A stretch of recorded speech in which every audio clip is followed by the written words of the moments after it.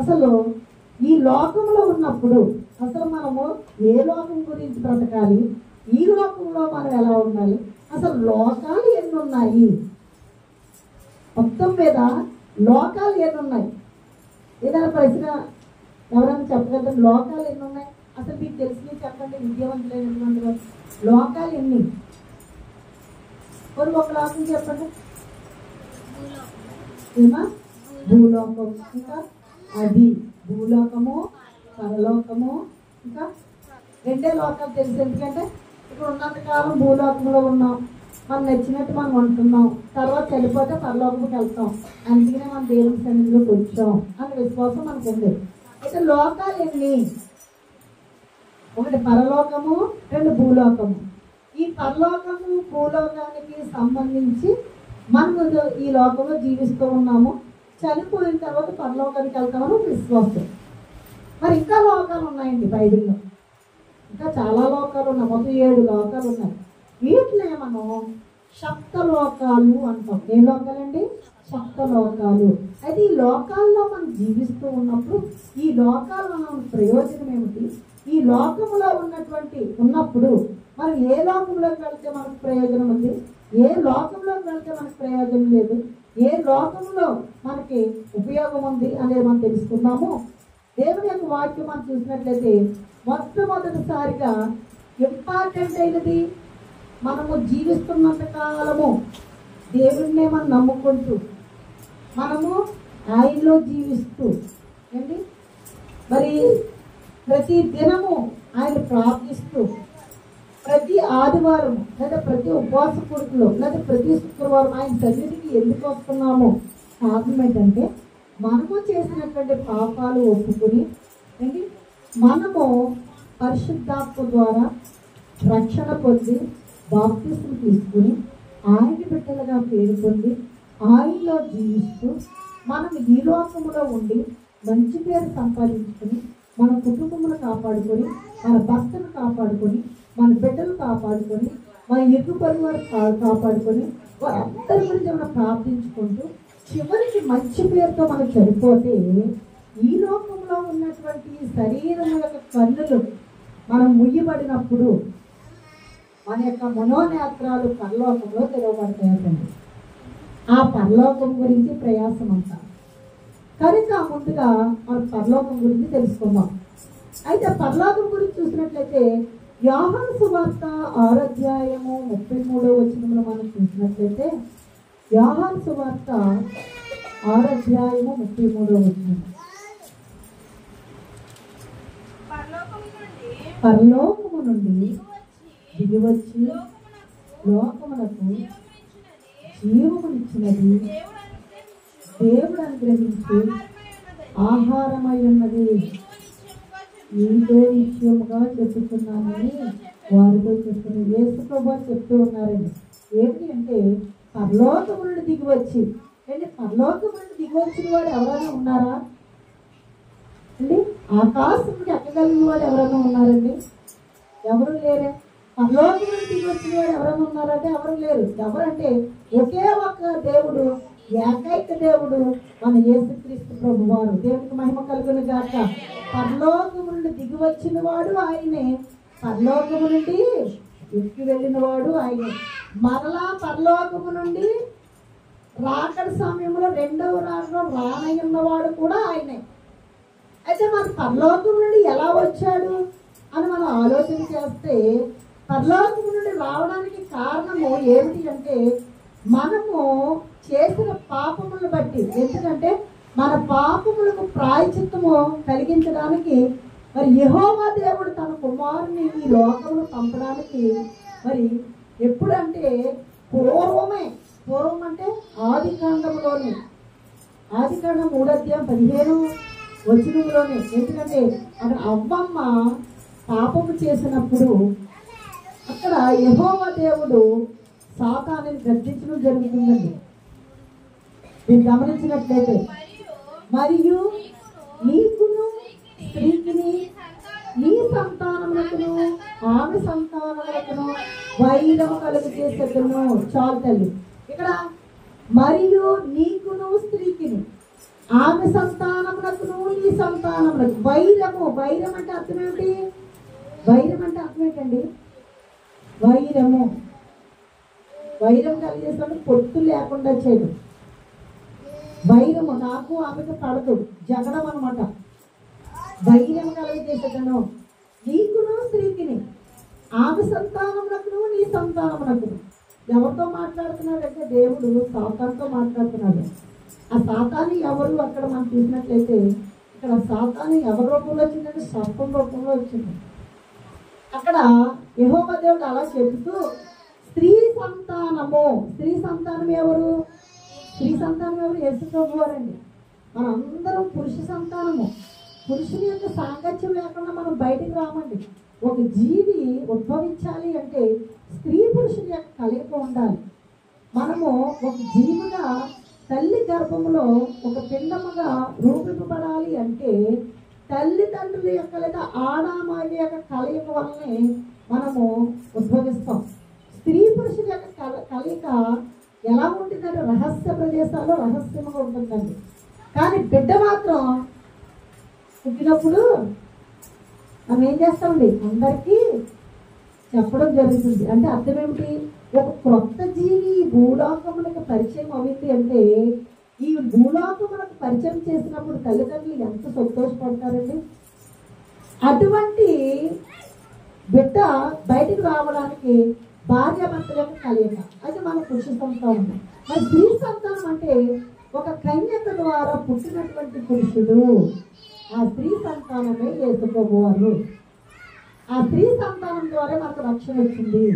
ఆ స్త్రీ సంతానమే ఏమైందంటే అప్పుడు ఇచ్చినటువంటి ప్రణాళిక కొన్ని వేల సంవత్సరాల క్రితము మరియ గారి గర్భం ద్వారా యేసు ప్రభువు ఈ లోకానికి వచ్చి నీ కోసం నా కోసం ఏం చేశాడండి?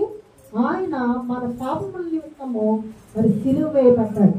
అది సిలువ వేయబడక మునుపు శారీరకమైనటువంటి రీతిలో ఉన్నప్పుడు ఆయన సువార్త ప్రకటిస్తూ ఉన్నప్పుడు మాట్లాడినటువంటి మాట పరలోక రాజ్యం గురించి. అంటే పరలోకం నుండి వచ్చిన వాడిని నేనేం చెప్తున్నా ఉంటాను అంటే పరలోకము అంటే నేనే మార్గమును, నేనే సత్యమును, నేనే జీవమై ఉన్నాను. నా ద్వారానే తప్ప ఎవడును పరలోకములోనికి ప్రవేశించడు. యోహాను సువార్త 14వ అధ్యాయంలో ఉన్నది. అయితే మనం చూసినట్లయితే ఇక్కడ మరి ఆ పరలోకంలో వచ్చేటువంటి ఆ దేవాది దేవుడు ఆ యేసు ప్రభువు కనుక ఆ పరలోక రాజ్యంలోకి వెళ్ళడానికి మనం ఈ లోకంలో ప్రయాసపడాలి. అంటే ఆ పరలోకంలో ఏమున్నది అంటే శ్రమ ఉండదు, ఏంటి దుఃఖము ఉండదు, నిత్యము సంతోషము, నిత్యము ఆనందము, చాలా సంతోషంగా ఉండదు. అటువంటి పరలోకం గురించి మనం ప్రయాసపడాలని అందుకే మనం ఇక్కడికి వచ్చింది. మన ఆత్మలు సిద్ధముగా ఉండాలి, మన హృదయాలు సిద్ధముగా ఉండాలి, మనం దేవునికి ఇష్టలుగా ఉండాలి. మొట్టమొదటిది మనం ఇన్ని ప్రయాసాలు పడినా ఏ లోకం గురించి ప్రయాసపడుతున్నాం తెలుసా? ప్రియసంగమా, పరలోకం గురించే ప్రయాసపడుతున్నాం. ఆ పరలోకం గురించే మనం రక్షణ తీసుకుంటున్నాం. ఆ పరలోకం గురించే మనం బాప్తిసం తీసుకుంటున్నాం. ఆ పరలోకం గురించి ఏ తప్పులు చేయకుండా మనం ఏం చేస్తున్నామండి? మన హృదయాన్ని అటువంటి ప్రకటించడం చెడు దూరంగా పెట్టి మంచిని మనం వెంటాడుతూ ఉన్నాం. ప్రియసంగమా అంటే మొట్టమొదటి పరలోక రాజ్యం. రెండవది మనం చూసినట్లయితే భూలోకం అండి. భూలోకం అంటే ఏమి? ఇప్పుడు ఉన్నటువంటిది, మనం నివసిస్తున్నటువంటిది. భూలోకం ఏంటి? మనం నివసిస్తున్నటువంటిది అన్నమాట భూలోకం. ఇక్కడ ఆదికాండము 1వ అధ్యాయము 2వ వచనము 10వ వచనము ఒకసారి భూమి నిరాకారముగాను శూన్యముగాను ఉండిన చాలండి. మొట్టమొదటిసారిగా భూమి ఎలా ఉందంటే నిరాకారముగా ఉంది, శూన్యంగా ఉంది. దానిపైనే ఒక జలాలు ఉంటే దాంట్లోని దేవుడు అల్లాడుచున్నట. అంటే భూమి ఎలా ఉందంటే మనుషులు లేనప్పుడు ఎలా ఉందంటే భూమి నిరాకారంగా ఉంది. ఇంకెలా ఉంది? శూన్యముగా ఉంది. ఎప్పుడైతే నిరాకారముగా ఉందో శూన్యముగా ఉందో అది ఎలా ఉంటుందంటే ఎవరు మనుషులు జీవించడానికి అనుకూలంగా లేదండి భూమి. కానీ 10వ వచనంలో చూసినట్లయితే దేవుడు ఆరిన నేలకు భూమి అని పేరు పెట్టిన దేవుడికి మహిమ కలిగిన గాక. మొట్టమొదటిసారిగా ఈ భూమి ఎలా ఉందంటే నిరాకారముగా ఉన్నది, శూన్యముగా ఉన్నది. కానీ అదే అధ్యాయము 10వ వచనంకి వచ్చినప్పటికీ దేవుడు ఆ నిరాకారముగాను శూన్యముగాను ఉన్నటువంటి భూమికి ఏమని పేరు పెట్టాడండి? ఆ స్థలానికి ఆరిన నేలకు ఏమని పేరు పెట్టాడు? నిరాకారంగాను శూన్యంగా ఉంది ఆ ప్రాంతం. దేవుడు ఆరిన నేలగా చేశాడండి. మాట ద్వారా చేసినప్పుడు దానికి ఏమని పేరు పెట్టాడు? ఒక భూమి. ఆ భూలోకం అంటే భూమిలో నివసించినటువంటి ప్రజలు, భూలోకంలో ఎవరెవరు ఉంటారండి? ఎవరున్నారు భూలోకంలో? అది మనుషులు ఉన్నాయి, జంతువులు ఉన్నాయి. మనుషులు ఉన్నారు, జంతువులు ఉన్నాయి. అంటే జంతువులు అంటే ఏమిటి? క్రిమి కీటకాదులు ఉన్నాయి, 4 కాళ్ళ జంతువులు ఉన్నాయి, 2 కాళ్ళ జంతువులు ఉన్నాయి. 2 కాళ్ళ జంతువులు అంటే ఎవరు? మనమండి, మనుషులు. మనం కూడా జంతువులమే అండి. రకరకాలైనటువంటి జంతువులు భూలోకంలో ఉన్నవి. అయితే ఈ భూలోకంలో మనం నివసించడానికి దేవుడు మనకు కావలసినటువంటి కొంత భూమిని ఎలాగిచ్చాడండి? ఆహార పదార్థాలను తయారు చేసుకోవడం వ్యవసాయముగాను, కొన్నేమో మనము వస్తువులను ఉపయోగించుకోవడానికి కొన్ని పరిశ్రమలుగాను అండి.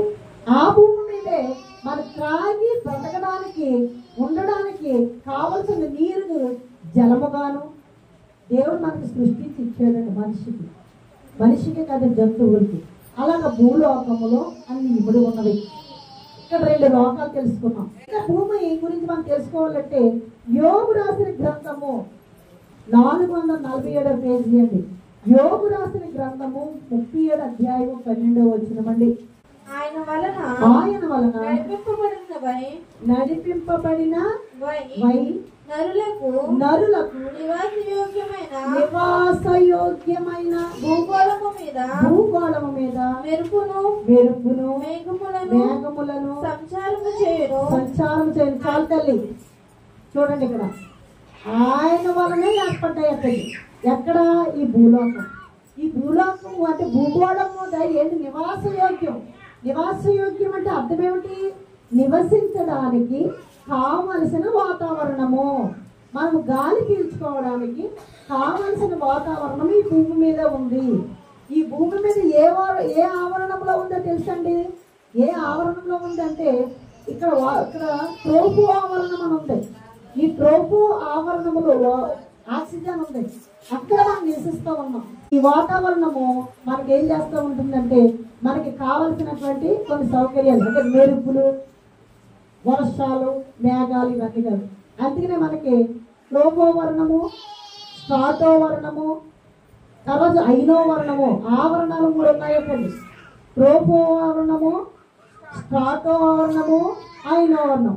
ట్రోపోవర్ణం అంటే మనం నివసిస్తున్న భూమి, మనకు కావలసినటువంటి ఆక్సిజన్ ఉంటుంది, మనము కావలసినటువంటి మరి వ్యవసాయం జరుగుతూ ఉంటుంది.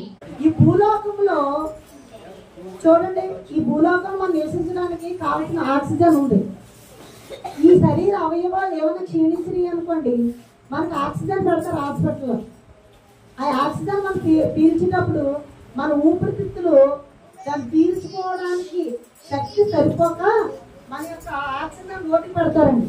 ఇప్పుడు మనం ఆరోగ్యంగా ఉన్నాము కనుక ఆక్సిజన్ దేవుడు ఇచ్చినటువంటి ఉచితమైన ఆక్సిజన్ పీల్చుకుని చక్కగా హ్యాపీగా ఉంటున్నాం మనం. ఇది ట్రోపో ఆవరణము అంటే దేవుడిచ్చినటువంటి భూలోకంలో మనకి ఈ యొక్క ఆ ట్రోపో ఆవరణం అనేది మనుష్యులు నివాసయోగ్యము ఉండడానికి, అంటే మనుషులు జీవించడానికి. ఇప్పుడు చదువుకున్నటువంటి మరి యోబు గ్రంథము 37 అధ్యాయం 12వ వచనంలో ఈ భూగోళము నివాసయోగ్యముగా అన్నాడు. నివాసయోగ్యము అంటే అర్థం ఏమిటంటే మనుషులందరూ జీవించడానికండి, మనుషులందరూ సజీవ లెక్కల్లో ఉండడానికి, మనుషులందరూ ఆరోగ్యంగా ఉండడానికి, మనుషులందరూ ఆమోదయోగ్యముగా జీవిస్తూ వారు కష్టపడుకుంటూ చక్కగా తిని ఆరోగ్యవంతముగా ఉండడానికి దేవుడు మనకి అనుగ్రహించినటువంటి ఈ యొక్క భూలోకం అన్నమాట. మనం చూసినట్లయితే ఈ భూలోకంలోనే మరొక మాట చూద్దాము. మనము యోబు రాసిన గ్రంథము 26 అధ్యాయము 7వ వచనం అండి. యోబు రాసిన గ్రంథము 26 అధ్యాయము 7వ వచనం. శూన్య మండలముపై ఉత్తర దిక్కునున్న ఆకాశ విశాలము ఆయన పరిచెను. జాగ్రత్తగా శూన్య మండలముపై ఆకాశ విశాలమును ఆయన ఏం చేశాడు? పరిచాడటండి. అంటే పైన ఆకాశాన్ని ఆయనే పరిచాడు, భూమిని ఆయన ఏర్పాటు చేశాడు. అందుకనే ఆకాశము ఆయన సింహాసనము, భూమి ఆయన పాదపీఠము. అందుకని మనం భూలోకములో ఉంటూ ఆయన పాదపీఠము దగ్గర ఉంటూ ఆయన స్తుతించి కొనియాడాలండి. ప్రియ సంగమం, ఆయన స్తుతించి కొనియాడమనుకోండి, ఆకాశంలో ఉన్నటువంటి ఆయన సింహాసనకి మనము అర్హులుగా ఉంటామండి. దేవునికి మహిమ కలుగును గాక. ఇప్పటికి 2 లోకాల గురించి మనం తెలుసుకున్నాం. 2 మనకి ఉపయోగకరమైనవే. 3వది చూసినట్లయితే పాతాళ లోకం అండి. దీనివల్ల ఉపయోగం ఉందా? పాతాళ లోకము అంటే ఇక్కడ మనం చూసినట్లయితే లూకాసు వార్త 16 అధ్యాయము 23వ వచనము. లూకాసు వార్త 16 అధ్యాయము 23వ వచనము. పాతాళ లోకములో ఏమి జరుగుతుందో చూద్దాం.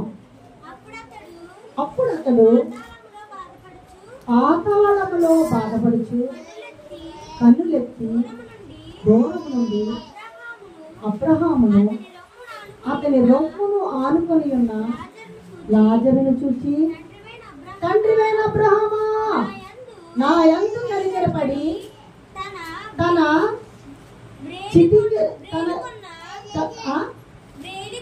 తన వ్రేలి కొనను నీళ్ళలో ముంచి నా నాలుకను చల్లార్చుటకు లాజరును పంపుము. చాలండి. ఇక్కడ లూకాసు వార్త 16 అధ్యాయము మొత్తం మనం చదువుకుంటూ వెళ్తే 18వ వచనం దగ్గర నుంచి ధనవంతుడు లాజరు. ధనవంతుడేమో పేరు రాయబడలేదండి, ఎందుకంటే ధనవంతుడు కనుక. భూలోకములో చాలా చక్కగా బ్రతికాడు, చాలా చక్కగా జీవించాడు, తనకు నచ్చిన చోటకి వెళుతూ ఉన్నాడు, నచ్చింది తిన్నాడు, నచ్చింది అనుభవించాడు అండి. ధనవంతుడికి ఏమీ కొదువు లేదు. కానీ ఎవరిని మర్చిపోయాడు తెలుసా? దేవుని మర్చాడు. అదేవిధంగా లాజరు ఉన్నాడు, తనకి దరిద్రుడని ఉన్నది పేరు, దరిద్రుడైన లాజరు. తనకి తినడానికి తిండి లేదు, కానీ ధనవంతుడి యొక్క బల్ల దగ్గర తిని పాడేసినటువంటి రొట్టె ముక్కలు ఏర్పును తింటూ దేవుని ఏం చేస్తున్నాడు? ప్రియ సంగమా, స్తుతిస్తూ కనపరుస్తూ ఉన్నాడు. ఒక రోజుని మరి ఆయన చనిపోయాడు. ధనవంతుడు చక్కగా గంధపు చెక్కలతో ఆయనను శరీరాన్ని ఏం చేశారండి? దహనం చేశారు. లేదా పెద్ద పెద్ద ధనికులు అయిన వారు, గొప్పవారు చాలామంది వచ్చి ఉన్నాము. ఆయన ఆత్మను ఎవరు తీసుకెళ్లారు తెలుసా? పాతాళంలోనికి ఎవరు తీసుకెళ్లారండి? ఎవరు తీసుకెళ్తారు పాతాళంలోకి? నరకానికి ఎవరు ఉంటారంటే అక్కడ యమగొట్లే తీసుకెళ్తూ ఉంటారన్నమాట. అంటే దేవునికి ఇష్టలుగా లేనటువంటి ఆత్మలను దేవదూతలు తీసుకువెళ్ళవండి, అది గమనించాలి. అయితే మరి కొన్ని రోజులకి లాజరు చనిపోయాడు. చనిపోయినటువంటి లాజరు యొక్క శరీరం అయితే పాపం దహనము చేయబడ్డదో లేదో తెలియదు, కానీ శరీరం అయితే, ఆత్మనైతే ఆ దేవాది దేవుడు దేవదూతల ద్వారా తీసుకుని వెళ్ళడం. దేవునికి మహిమ కలుగును గాక. ఈ లాజరు యొక్క ఆత్మ ఎక్కడ ఉంది అంటే తెలుసండి, పరలోకములో అబ్రహాము రొమ్మును ఆనుకొని ఉన్నది. పరలోకంలో కన్నా పరదేశం చెప్పుకోవడం మంచిది. ఎందుకంటే చనిపోయిన వారు అందరూ కూడా ఇంకా పరలోక రాజ్యం వెళ్ళలేదు. భూమికి ఆకాశమునకు మధ్యలో పరదేశాన్ని మరి యేసు ప్రభు వారు చనిపోయి తిరిగి లేచిన తర్వాత ఆయన అక్కడ ఏర్పాటు చేశాడు పరదేశం. అంటే ఆయన చనిపోయి పాతాళ లోకంలోకి వెళ్ళినప్పుడు పాతాళములో మరి ఆదాము మొదలుకొని యేసు ప్రభు వారి వరకు ఎంతమంది అయితే చనిపోయి ఉన్నారో వారందరి ఆత్మ కూడా పాతాళంలో ఉన్నాయటండి. ఆ పాతాళం చాలా మంది అంటారు యేసు ప్రభు వారు చనిపోయినప్పుడు మరి సిలువ వేయబడి చనిపోయాడు కదా, మరి సమాధి చేయబడ్డాడు, కానీ ఆయన తిరిగి లేచాడు. మరి ఆ 2 రోజులు ఎక్కడ ఉన్నాడు యేసు ప్రభు వారు అని ప్రశ్నిస్తారు. సంగమా ఆ 2 రోజులు ఆయన యొక్క ఆత్మ ఎక్కడికి వెళ్ళిందో తెలుసా? పాతాళంలోనికి వెళ్ళిపోయి ఆదాము మొదలుకొని యేసు ప్రభు వారు ముందు వరకు, యేసు ప్రభు వారు ఎప్పుడు శుక్రవారం చనిపోయారండి. ముందు 1,00,000 వారం వరకు ఎంతమంది అయితే చనిపోయారో గుడ్ ఫ్రైడే ముందు వరకు అంతమంది యొక్క ఆత్మలు పాతాళంలో ఏం చేస్తున్నాయంటే మొరపెట్టుచున్నవట.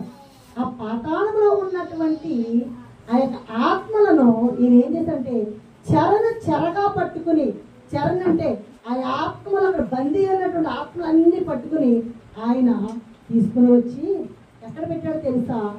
ఆకాశంలో, భూమికి ఆకాశంలో మధ్యలో పరదైసు అని ఒక ప్రాంతాన్ని సృష్టించి ఆ ప్రాంతంలో ఆత్మలు పెట్టాడట. దేవుని మహిమ కలిగిన కాక అలా పెట్టి ఆ పరదైసులోనే ఎవరున్నారు అంటే ఇక్కడ అబ్రహాం ఉన్నాడండి. అబ్రహాం రొమ్ముని ఆనుకొని ఉన్నారు ఎవరంటే లాజరు. ఈ భూలోకంలో ఎటువంటి శరీరం కలిగి ఉన్నాడో అటువంటి శరీరంతో ఉంటాము. ఏ రూపంలో ఉన్నామో మనం వెళ్ళే ప్రదేశంలో పరలోకానికి వెళ్ళినా నరకానికి వెళ్ళినా ఆత్మలు మనము కలిగి ఉన్నటువంటి వారము ఈ ఆత్మతోటే ఈ రూపాలే కలిగి ఉంటాం. లేదా కొన్ని వేల కోట్ల మంది ఉన్నారు, అంతే కదా. అయితే ఇక్కడ ఎలాగా గుర్తుపెట్టాడు? పాతాళంలో నుంచి బాధపడుతూ ఉన్నాడటండి. అంటే నరకంలో నుంచి బాధపడబోతూ ఎవరు? ధనవంతుడు. ఏమని పిలుస్తున్నాడు? తండ్రివైన అబ్రహామా, నా యందు కనికరపడి నీ దగ్గర ఉన్నటువంటి లాజరును ఒక్కసారి పంపించి తన చిటికిన వేలు కొనతో నీటిలో ఉంచి నా నాలుగును చల్లార్చులకు పంపవా అని అడిగాడటండి. అడిగితే ఇది కథ కాదండి, యేసు ప్రభు వారు చెప్పినది జరిగిందే ఇది. అయితే ఎప్పుడైతే అడిగాడో అబ్రహాం అన్నాడటండి, ఇక్కడికి నీ దగ్గర నుంచి నా దగ్గరికి రావడానికి కానీ నా దగ్గర నుంచి నీ దగ్గర రావడానికి కానీ ఏమున్నదండి? పెద్ద లోయ ఉన్నది. ఈ లోయ అడ్డుగా ఉన్నది కనుక ఇక్కడికి ఎవరండి నీ దగ్గరికి లాజరు రావడానికి వీలు లేదంటే పాపం మరొక సలహా అడుగుతున్నాడంట ధనవంతుడు. ఏమంటున్నాడంటే, అయితే నేను ఇంత యాతన పడుచున్నాను, నాకు ఇంకా 5 సహోదరులు ఉన్నారు, అంటే నాకు ఇంకా 5 అన్నదమ్ములు ఉన్నారు, వారు నశించిపోతారు, ఈ యాతనలో పడిపోతారు కనుక వాళ్ళనన్నా రక్షించడానికి ఇక్కడ యాతన పడుతున్నటువంటి సంగతి తెలియజేయండి, వాళ్ళకి లాజరును పంపించంటే అప్పుడు అబ్రహాం గారు ఏమన్నారంటే, అక్కడ అనేక మంది ప్రవక్తలు ఉన్నారు, వారు బోధిస్తూ ఉన్నారు, వారు ఎవరైతే మాట వింటారో వారు నా దగ్గరకు వస్తారు, వినలేని వాళ్ళు నీ దగ్గరకు వస్తారు అని చెప్పినప్పుడు ఇంకా ఆ యాతన పడుతూ ఉన్నాడట. అంటే పాతాళ లోకములో ఏముంటో తెలుసండి? పాతాళ లోకము ఇక్కడ నుంచి నరకమే. అది ఇక్కడ 3 లోకాలు. అయితే చూడండి, ఇంకానే పేతురు రాసిన పత్రిక 2వ పత్రిక 2వ అధ్యాయము 4వ వచనమండి. దానిపై ఇంకో వదిలేమ్మా చదువు. దేవదూతలు పాపము చేసినప్పుడు వారిని విడిచిపెట్టక పాతాళ లోకమందలి కటికి చీకటి గల బిలములోనికి త్రోసి తీర్పుకు కావలిలో ఉంచబడుటకు వారిని అప్పగించెను. అండి, మనుషులే కాదు పాపం చేయడు, దేవదూతలు కూడా పాపం చేసినాయి అంట. దేవుడు వాక్యం చెప్తుంది. ఆ దేవదూతలు పాపం చేస్తే వారిని పాతాళములో పెట్టి కటికి చీకటి పిలములో ఉంచి తీర్పులోకి ఉంచాడటండి దేవుడు. సరే, ఎంత భయంకరంగా ఉందో.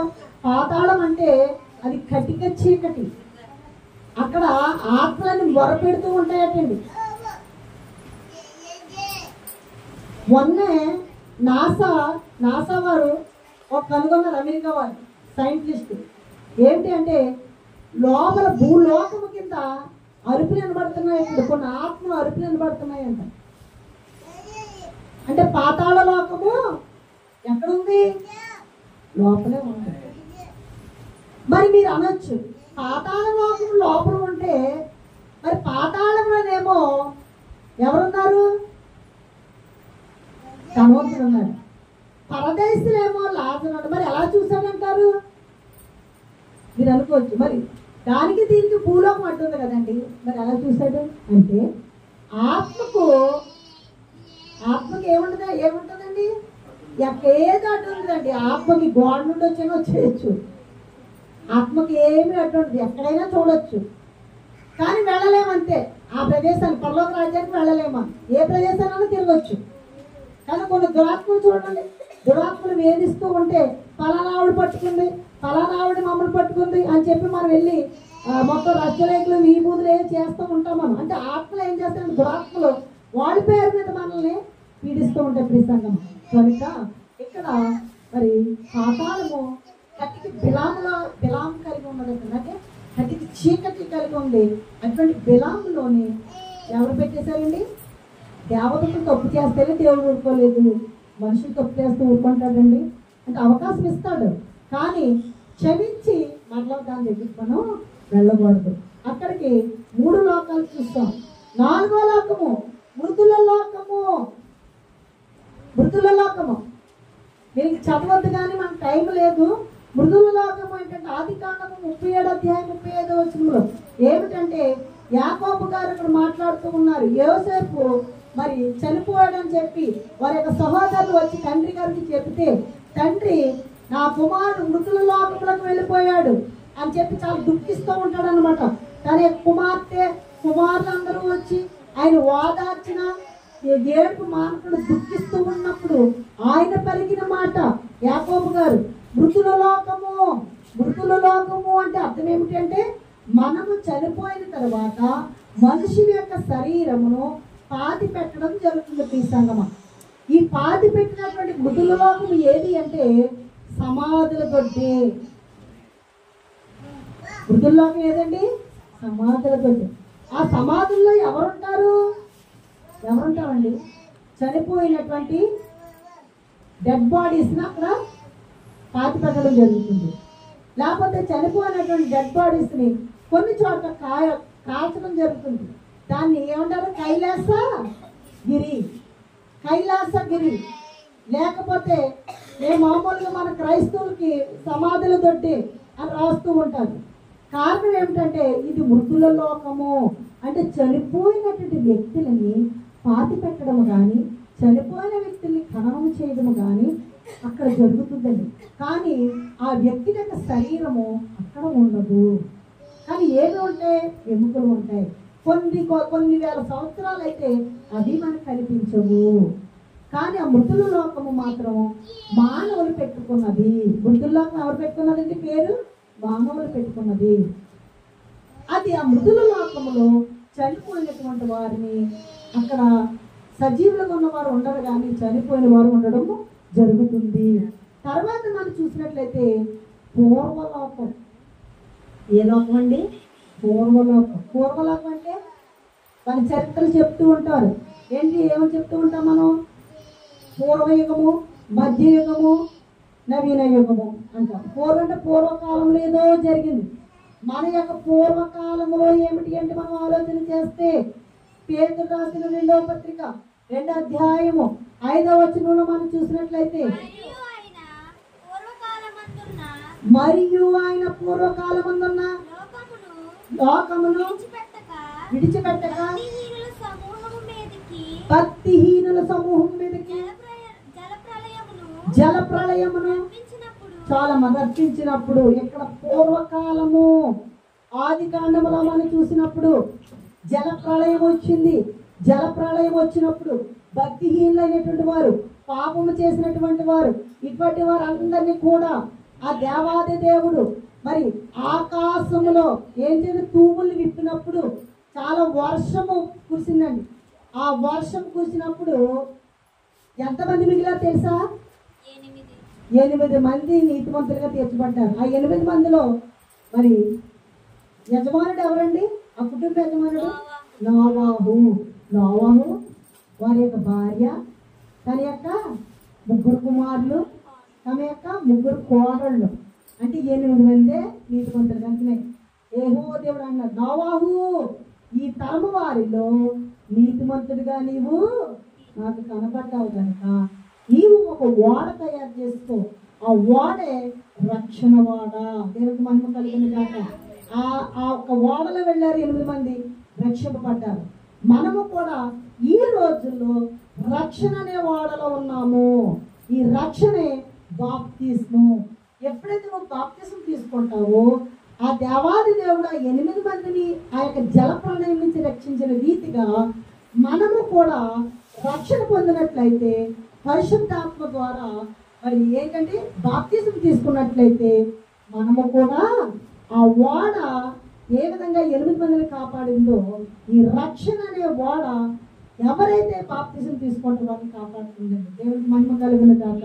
కనుక రక్షణ అనే ఓడలో నువ్వు ప్రవేశించాలి అంటే నీవు ప్రవేశించావు అంటే ఈ భూలోకంలో నువ్వు నివసిస్తున్నప్పుడు దేవునికి యోగ్యంగా జీవించాలి.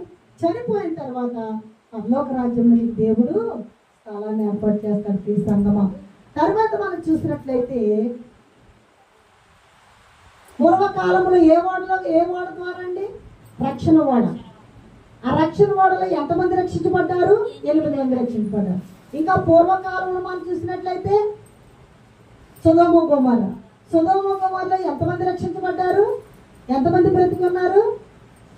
బయటకు వచ్చిన వాళ్ళు 9. 9లో సగం వచ్చి ఉప్పు స్తంభం అయిపోయిన వారు 1. ఎవరండి? లోతు భార్య.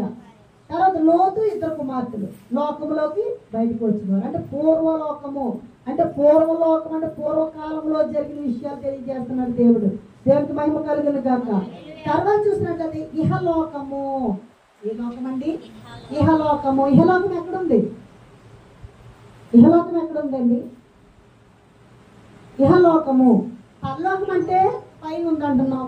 భూలోకం అంటే కింద ఉంటుంది మనం నివసించినటువంటిది ఏంటి. తర్వాత మనం పాతాళ లోకం అంటే భూమి లోపల ఉందంటున్నాం.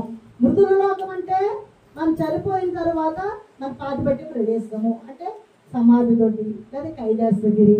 పూర్వలోకం అంటే పూర్వంలో జరిగినటువంటి జలప్రళయము అటువంటి కాలంలో అంటే నోవాహు కాలము తర్వాత లోతు కాలం నాటిది లోకము. మరి ఇప్పుడు ఇహలోకం అంటే ఏమిటి చూద్దాం. 2 తిమోతికి రాసిన పత్రిక 4వ అధ్యాయము 10వ వచనము. 2 తిమోతికి రాసిన పత్రిక 4వ అధ్యాయం 10వ వచనం. ఇహలోకమును స్నేహించి నన్ను విడిచి చాలమ్మా. దేమా అని ఒక తిమోతికి సంబంధించినటువంటి ఒక సేవకుడు ఉన్నాడు. అతన్ని మాట్లాడుతూ ఉన్నాడు. ఏంటంటే దేమా, నీవు ఇహలోకాన్ని స్నేహించి. ఇహలోకం అంటే అర్థం ఏమిటంటే భూలోకంలో నువ్వు జీవిస్తూ ఉన్నప్పుడు నీతో ఉన్నటువంటి స్నేహితులు, నీతో ఉన్నటువంటి ఇరుగు పొరుగు వారు, నీ ప్రవర్తన, నీ విధానము, నువ్వు నీ యొక్క వ్యక్తిగత విషయాలు, నువ్వు నడుచుకున్నటువంటి తీరు, దీనికి ఇహలోకం అంటామండి. నువ్వు ఈ లోకంలో పుట్టిన తర్వాత ఎవరితో స్నేహిస్తావు? ముందు నీ తల్లి, తర్వాత నీ తండ్రి, తర్వాత నీ యొక్క ఇంట్లో ఉన్నటువంటి నీ బంధువులు, ఇంట్లో ఉన్నటువంటి రక్త సంబంధంతో నీ స్నేహం ఏర్పడుతుంది. తర్వాత నీకు యుక్త వయసు వచ్చిన తర్వాత బాల్య దశ వచ్చిన తర్వాత నీ స్నేహం ఎక్కడ తెలుసా? బయట. అంటే ఈ జనాలందరితో సమూహంతో కూడుకున్నటువంటి విషయాలు, జనాలతో ఉన్నటువంటి యొక్క సాంగత్యము, ఈ జన సమూహంతో ఉన్నటువంటి నడవడిక, ఈ జన సమూహంతో ఉన్నటువంటి నీ యొక్క స్నేహము, నీ ప్రవర్తన, దీన్ని ఇహలోకము అంటామండి. ఇహలోకం అంటే భూలోకములో నివసిస్తున్నటువంటి ప్రజల యొక్క ప్రవర్తన విధానాన్ని మనం ఇహలోకం అంటాం అన్నమాట. అందుకనే ఇహలోకంలో నువ్వు ఎలా ఉండాలి, ఇహలోకంలో నువ్వు ఎలా ఉండాలి అని నువ్వు ఆలోచన చేస్తే చూడండి. తీతు రాసిన పత్రిక 2వ అధ్యాయం, తీతు రాసిన పత్రిక 2వ అధ్యాయం 12వ వచనం. అంటే ఇహలోకంలో నువ్వు ఎలా ఉండాలి? మనము భక్తిహీనతను, జాగ్రత్తగా ఉండే, మనము భక్తిహీనతను, ఇహలోక సంబంధమైన అది దురాశలను విసర్జించి శుభ్రమైన నిరీక్షణ నిమిత్తము అనగా మహాదేవుడును మన రక్షకుడైన యేసుక్రీస్తును మహిమ యొక్క ప్రత్యక్షత కొరకు ఎదురు చూచుచు ఈ లోకములో స్వస్థ బుద్ధితోను నీతితోను భక్తితోను బ్రతుకుచుండవలని మనకు బోధించుచున్నది. అదండి ఇహలోకం అంటే నీ ప్రవర్తన, నీ విధానము. అంటే ఇది ఏం చేస్తుందంటే ఇహలోకం అన్నది నీ మంచి చెడు నిర్ణయిస్తుందండి. నువ్వు ఎలా ఉండాలి లోకంలో? భక్తిహీనత విడిచిపెట్టాలి, నీతిగా బ్రతకాలి అండి, చక్కగా యేసుక్రీస్తుగా ఉండాలి. అంటే భూలోకంలో నువ్వు ఉన్నప్పుడు ఇహలోకం అన్నది ఎంటర్ అవుతుంది. ఇక్కడ ఇహలోకం అంటే ఎంటర్ అవుతుంది అంటే అర్థం ఏంటంటే నీ బాల్య దశ, నీ వ్యవన దశ, నీ వయోజన దశ, ఇంకా నీ వృద్ధాప్యము, చివరికి నీ మరణం అయ్యే వరకు, నువ్వు పుట్టిన దగ్గర నుంచి నువ్వు మరణం అయ్యే వరకు నీతో సాంగత్యము చేయించినటువంటి లోకమే ఇహలోకము. ఇహలోకంలో నువ్వు చాలా జాగ్రత్తగా ఉండాలండి, భక్తి కలిగి ఉండాలి. కనుక ఈ ఇహలోకం అంటే మన ప్రవర్తన తెలియజేస్తుందండి. తర్వాత మరొక లోకం ఉంది, రాబో లోకము. మార్కు సువార్త 10వ అధ్యాయము 30వ వచనమండి. ఇప్పుడు హింసలతో పాటు సూరంతులుగా ఇండ్లను, అన్నదమ్ములను, అక్క చెండ్రులను, తల్లులను, పిల్లలను, భూములను రాబో లోకమందు నిత్య జీవమును పొందునని మీతో నిశ్చయముగా ఎవరు చెప్పారన్నమాట? యేసుప్రభు చెప్తున్నారు. ఏమంటున్నారంటే మీరు ఈ లోకంలో ఉన్నప్పుడు మీరు మీ తల్లిదండ్రులను అనుసరిస్తారు, మీ బిడ్డలనే అనుసరిస్తారు, మీ అక్క చెల్లెలను అనుసరిస్తారు, మీ అన్నదమ్ములను అనుసరిస్తారు. వాళ్ళందరినీ అనుసరించినప్పుడు ఎలా ఉంటుందంటే నిజంగా నువ్వు రక్షణ పొందినట్లయితే, నువ్వు బాప్తిసం తీసుకున్నట్లయితే, నువ్వు దేవుని బిడ్డవైతే, వీరెవరు కూడా దేవుళ్ళు లేకుండా వీరు అన్యులుగా ఉండిపోయినట్లయితే, ఇహలోకములో ఉన్నప్పుడు వీరు దేవునికి అంగీకారంగా నడుచుకోకపోతే మీరు వారిని విడిచిపెట్టమంటున్నారండి. వారిని విడిచిపెట్టి మంచిగా నువ్వు నన్ను వెంబడిస్తే నువ్వు రాబో లోకములో ఇటువంటి అన్నదమ్ములను, ఇటువంటి తల్లిదండ్రులకి ఇస్తాను అంటున్నారు దేవుడు. రాబో లోకం అంటే రాబో లోకం ఏ లోకం రాబోది? పరలోకమేనండి. అంటే రాబోయేది పరలోకము. అయితే మనం ఇంత కష్టపడుతున్నాం కారణం ఏంటంటే చివరికి మనము దేనికోసం అంటే ఇదంతా నిత్య జీవం కోసం అండి. ఈ నిత్య జీవమే పరలోకము. ఈ నిత్య జీవంలోకి వెళ్ళాలంటే తీతు రాసిన పత్రిక 1వ అధ్యాయము 1వ వచనంలో మనం చూసినట్లయితే దేవుడు ఏర్పరచుకున్న వారిని విశ్వాసము నిమిత్తము నిత్య జీవమును గూర్చిన దేవుడు ఏర్పరచుకున్న వారిని విశ్వాసము నిమిత్తం అంటే దేవుడు ఏర్పరచుకుంటాడంటే ఏర్పరచుకున్న తర్వాత వారి విశ్వాసము నిమిత్తము ఎలా ఉండాలంటే అలా ఉంటే నిత్య జీవం వస్తుందండి. మనకి నిత్య జీవం. అందుకనే దేవుడు ఏమన్నాడంటే ఎవరైనా సరే ఆయనలో ఉండాలంటే, నిత్య జీవం కావాలంటే మనం ఆయనలో నిత్యము జీవిస్తూ ఉండాలి. చివరికి ఇవన్నీ మనం ఎందుకు ప్రయాసపడుతున్నాం అంటే ఒకే ఒక మాట మనం చేసి చెప్పుకుని ముగించుకుందాము. 1 పేతురు రాసిన పత్రిక 3వ అధ్యాయము జాగ్రత్తగా చదవండి. ఈ వచనాలు చెప్పుకొని మనం ముగిద్దాము. పేతురు రాసిన 1వ పత్రిక 3వ అధ్యాయము 8, 9, 10, 11, 12 జాగ్రత్తగా చదవమ్మా. తుదకు మీరందరూ అది తుదకు మీరందరూ ఏక మనస్కులై ఒకరి సుఖ దుఃఖములను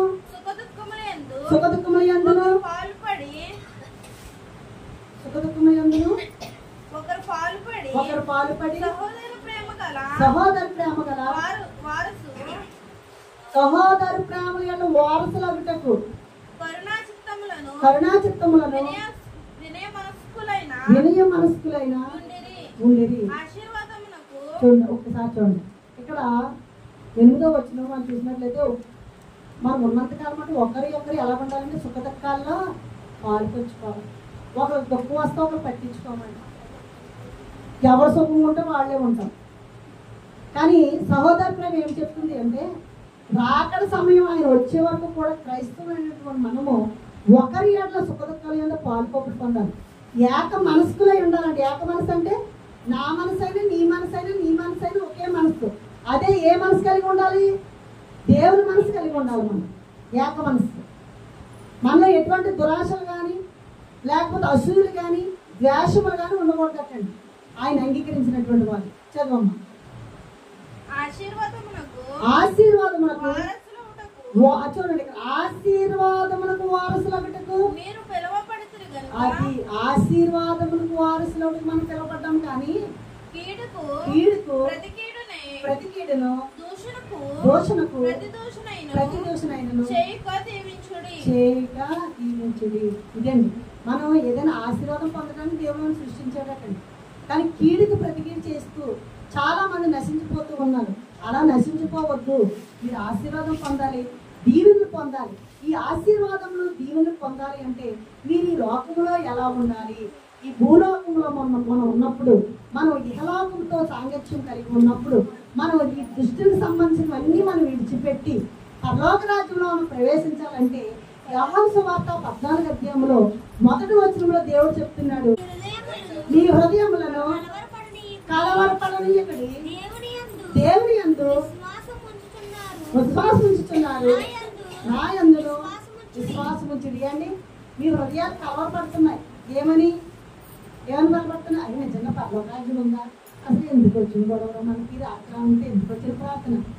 చక్కగా తినేసి పడుకోవడం గొడవ వదిలిపోతుంది కదా అని శరీరం అంటూ ఉంటే మనస్సు ఆత్మ అంటూ ఉంటుందట.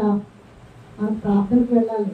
దైవజనుడి ద్వారా యెహోవా దేవుడు లేదా యేసు ప్రభువు వారు ఇచ్చినటువంటి ఆజ్ఞ ఇది. ఆయన ఏర్పాటు చేయమని ఆయన ఆత్మ శక్తిని ఏర్పాటు చేస్తున్నాడు కనుక మనము తప్పనిసరిగా వెళ్ళాలనేమో. ఆత్మ ఏమో మిమ్మల్ని తోడుకొని వచ్చిందట. శరీరం ఏమో 10 మందిని పడుకోమో బొజ్జో ఏం పర్లేదు, ఏ పర్లేదు, ఈవేళ కదా రేపు ఎదుగానే అంటుందంట. ఇక్కడ ఏమన్నా మీ హృదయములను కలవరపడనీయకుడి, మీరు దేవుని యందు విశ్వాసం ఉంచుతున్నారు కనుక నా యందు విశ్వాసం ఉంచుడి అన్నాడు యేసు ప్రభువు అంట. అంటే కలవరపడిపోతున్నాం మనం. నిజంగా పరలోక రాజ్యం ఉందా? నిజంగా యేసు ప్రభువు ఉన్నారంటే మీరు దేవుని యందు విశ్వాసం ఉంచారు, అందుకనే వచ్చారు. అక్కడ దేవుడు అన్నాడు, మీరు దేవుని యందు విశ్వాసం ఉంచారు కనుక నా యందు కూడా విశ్వాసం ఉంచాడు. అంతేకాదు మీ కొరకు నేనేం చేస్తున్నాను, నివాసాన్ని ఏర్పాటు చేస్తున్నాను. మీ కొరకు నేను నివాసాన్ని ఏర్పాటు చేస్తున్నాను. ఒకవేళ నివాసము నేను ఏర్పాటు చేయలేదనుకో, నేనుండే స్థలంలో మిమ్మల్ని ఉంచడానికి నేను అక్కడ ఉన్నాను. అంటే పరలోక రాజ్యాన్ని దేవుడు ఏం చేస్తున్నాడు తెలిసి కడతా ఉన్నాడండి. ఎవరి పేరు మీద వాళ్ళకే, నీదే నాది నాదే. నా ప్రవర్తనకు సంబంధించి ఇహలోక అందుకని అన్నాడు బైబిల్లో, ఇహలోక మాలిన్యము మనకు అంటకుండా చూసుకోవాలటండి. ఇహలోక మాలిన్యం అంటే అర్థం ఏంటంటే ప్రక్కవాడు పాపం చేస్తున్నాడు కదని మనం కూడా పాపంలోకి వెళ్ళిపోకూడదట. అందుకనే నువ్వు నిజంగా దేవుని భక్తిలో ఉన్నట్లయితే ఇహలోక మాలిన్యము మనం అంటకుండా చూసుకోవాలట. ఎప్పుడైతే ఇహలోక మాలిన్యం నేను అంటుకోదో నువ్వేం చేస్తావు, కలవరపడవు. దేవుని యందు విశ్వాసం ఉంచున్నావు కనుక యేసుక్రీస్తునందు కూడా విశ్వాసం కలిగి ఉన్నావు. మన కోసం ఆయన పరలోకంలో ఏంటి విజ్ఞాపన చేస్తున్నాడు. విజ్ఞాపన చేసి నీ కోసం నా కోసం ఎవరి స్థలాన్ని వాళ్ళు ఆయన సిద్ధపరుస్తున్నాడు. ఒకవేళ స్థలం సిద్ధపరచలేదనుకోండి, నేనున్న స్థలంలో మిమ్మల్ని పెడతానని హామీ ఇస్తున్నాడండి. ఎందుకు భయపడాలి మనం? కానీ చాలా మంది హృదయాలు కలవరపడుతున్నాయి. ఆ కలవరపడడం వల్ల వాళ్ళు ఏం చేస్తున్నారండి, ఇటు దేవుళ్ళో ఉండలేకపోతున్నారు, అటు లోకంలోనే ఉండలేకపోతున్నారు, రెండింటిలోనే ఉంటున్నారు. ఇలాగే ఏర్పాటు చేసినప్పుడు వారు కొంతమంది వస్తున్నారు, కొంతమంది రావటం లేదు. వచ్చిన వారు ఆశీర్వదింపబడతారు, రాలేని వారి సంగతి అనేమి చెప్పలేము. కనుక మరి ఈ లోకంలో భూలోకంలో మనం ఉంటూ ఈ యొక్క ఇహలోక మాలిన్యం మనం అందుకోకుండా దేవుళ్ళలో జీవిస్తూ మరి రక్షణ తీసుకుని బాప్తిసం పొంది మన దేవుల్లో ఉన్నట్లయితే పూర్వలోకములో నోవహు కుటుంబం ఏ విధంగా రక్షణ వాళ్ళకి వెళ్ళి 8 మంది రక్షణ పడ్డారో ఈ లోకంలో మనం జీవిస్తూ మనకు రక్షణ తీసుకుని బాప్తిసం తీసుకుని మరి ఈ యొక్క ప్రార్థనలు ఎందు నిమిత్తం అంటే ఆత్మీయంగా అభివృద్ధి చెందడానికి, ఆత్మీయంగా ఫలించడానికి దైవజనుల ద్వారా ఏర్పాటు చేయబడుతుంది కనుక వచ్చిన వారు తన రక్షణను కాపాడుకుంటూ రక్షణ లేనటువంటి వారు రక్షణ తీసుకోవడానికి సిద్ధపాటు కలిగి పరలోక రాజ్యం ఉందని నమ్మి పరలోక రాజ్యంలో అర్హులయ్యేలాగా పరిశుద్ధాత్మ దేవుడు మనల్ని ఆశీర్వదించి దీవించిన దాకా ఆమేన్. సమయం ఇచ్చినటువంటి 5 పొందాలు తెలియజేస్తూ ఇంకొక ముగిస్తున్నాను.